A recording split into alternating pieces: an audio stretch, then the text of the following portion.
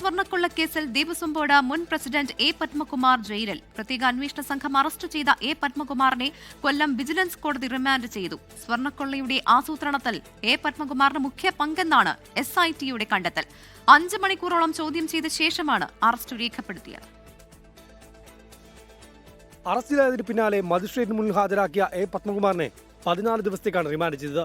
Thiruvananthapuram special sub ജയിലിലേക്കാണ് പത്മകുമാറിനെ മാറ്റിയത്.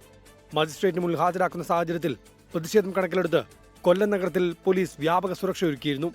പത്മകുമാറിന്റെ അറസ്റ്റോടെ കേസിൽ അറസ്റ്റിലായവരുടെ എണ്ണം 6 ആയി. 2019 സ്വർണ്ണപ്പാളികൾ ഉണ്ണികൃഷ്ണൻ പോറ്റിക്ക് നൽകുമ്പോൾ ദേവസ്വം ബോർഡ് പ്രസിഡന്റായിരുന്നു എ പത്മകുമാർ.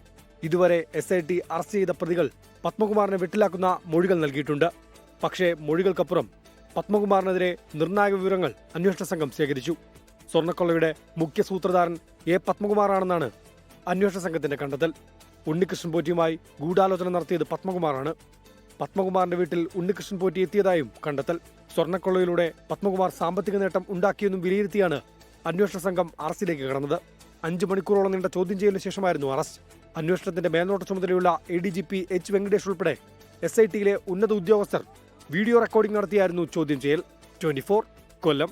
ലോകത്തെവിടെയായാലും ഏത് സമയത്തും 24 വാർത്തകളും ഓഗ്മെന്റഡ് റിയാലിറ്റി പാക്കേജുകളും എക്സ്പ്ലെയിനറുകളും വിശദമായി കാണാൻ ഞങ്ങളുടെ YouTube ചാനൽ നിങ്ങൾക്ക് സബ്സ്ക്രൈബ് ചെയ്യാം.